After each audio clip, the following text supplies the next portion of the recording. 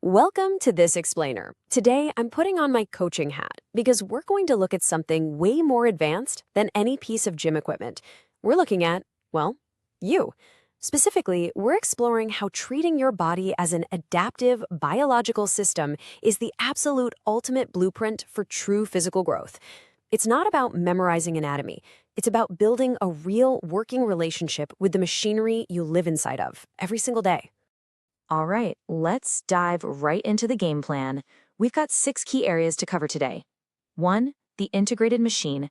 2. Mechanics of movement. 3. Stress and hypertrophy. 4. Fueling the engine. 5. The command center. And finally, 6. The power of rest. Section 1. The integrated machine, knowing your roster.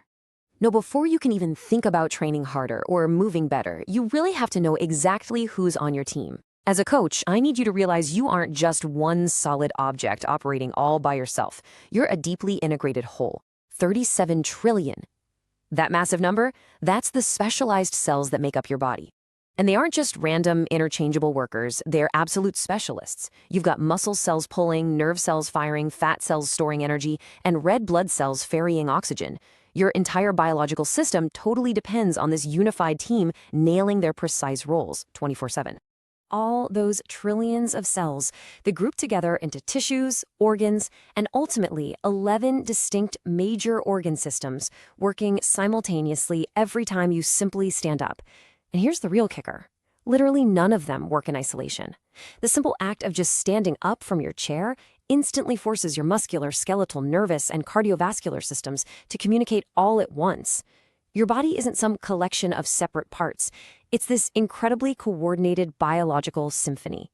Moving right along, Section 2, Mechanics of Movement, Bones as Living Levers. Mechanically speaking, your 206 bones act as the essential levers for your 600-plus muscles. But what's really fascinating here is that bones are living tissue. They aren't just dead scaffolding holding you up. They're constantly being broken down and rebuilt in a biological process called remodeling. This means the physical stress of lifting weights, or any load-bearing activity really, actually commands your bones to grow denser and stronger. Conversely, inactivity tells them to weaken. Quite literally, your skeleton is listening to how you use it. Of course, those bones need muscles to move them, which relies on a fundamental rule of your biological engineering: muscles can only pull. They can never, ever push. Because of this, they're forced to work in opposing pairs. Take the classic mechanical example of your arm. To bend your elbow, your bicep has to contract and flex, pulling the bones together. But to straighten that arm out, your tricep has to contract while your bicep relaxes and extends the elbow. One pulls you in, the other pulls you out. It's an elegant mechanical dance. Which brings us to Section 3, Stress and Hypertrophy, Breaking to Build. So, how do we actually upgrade this muscular engine? Well, the crucial point is understanding that to build the engine, you kind of have to do a little damage first.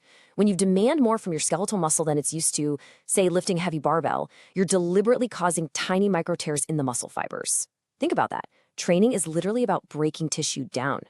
It's during recovery that the body repairs these tears. Through a physiological process called hypertrophy, it builds those fibers back slightly thicker and stronger after they are stressed. It all builds across 4 distinct steps. Step 1, you apply the physical load in the gym. Step 2, those micro tears form the muscle fibers. Step 3, your body enters recovery mode and repairs the tears. And finally, Step 4, the fibers return thicker and stronger. It's brilliant, right? You apply the stress, you cause the targeted damage, and your biology just naturally adapts to make sure you're ready for that exact same load next time. Section 4, Fueling the Engine, the cardiovascular supply network. Now, those muscles working so hard and repairing themselves, they need a massive amount of supplies. The numbers behind your heart, the center of this supply network, are just staggering. 100,000. Your heart beats about 100,000 times a single day. In that time, it pumps roughly 7,500 liters of blood through an absolutely massive network, nearly 100,000 kilometers of blood vessels. To put that into perspective, that's enough biological tubing to circle the Earth more than twice. It does this continuously to deliver fresh oxygen from your lungs to every single tissue, while simultaneously flushing out metabolic waste like carbon dioxide. If this circulation stops, cells start dying within minutes. Just like your skeletal muscles, your cardiac muscle adapts to the stress you throw at it. The physical demand of cardiovascular training forces your heart to become this incredibly efficient pump. Every heartbeat is timed by an electrical signal from a cluster of cells called the sinoatrial node, basically your body's natural pacemaker. A trained heart actually pumps more blood per beat, working less to do the exact same job. This is exactly why well-conditioned athletes can sit there comfortably with resting heart rates in the 40s or 50s. Section 5. The command center. The high-speed nervous system. Coordinating all of this requires a boss, right? That's your central and peripheral nervous system. This internal electrical grid operates at speeds that are almost hard to wrap your head around. Motor signals travel at blazing speeds up to 120 meters per second. It is so incredibly fast that if you accidentally touch a hot stove, a reflex arc sends a signal to your spinal cord and right back to your arm muscles instantly. You'll physically pull your hand away before your brain has even had the time to fully register the pain. It's your body's ultimate emergency fast response system.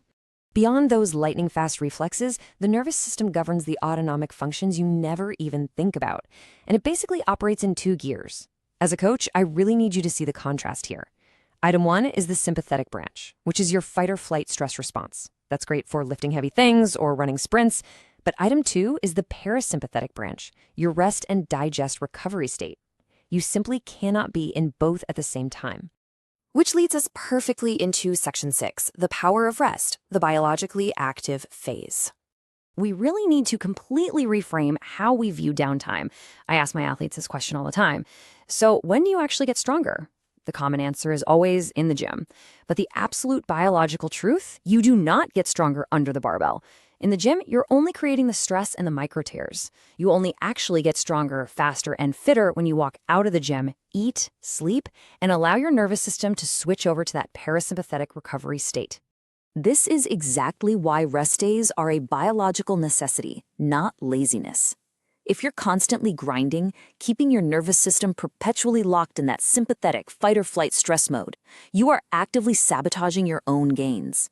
Chronic sympathetic stress completely sabotages digestion, sleep, and immunity. True biological coaching requires you to realize that consistency matters way more than pure intensity. You have to respect and schedule your recovery. You see, your body is not a cold machine made of unfeeling cogs and gears. It's an incredibly intelligent, highly adaptive organism. It completely changes in response to the loads and stresses you place upon it. But just as importantly, it adapts based on the strategic rest and fuel you actually allow it to have. So I want to leave you with this. Knowing that your body only builds itself back stronger when it's allowed to rest, how will you rewrite your training playbook tomorrow? Seriously, think about that as you plan your next workout. Because mastering this delicate biological balance of applied stress and protective rest, that is the true secret to unlocking the full potential of the human machine. Thanks for joining me on this explainer, and I'll catch you next time.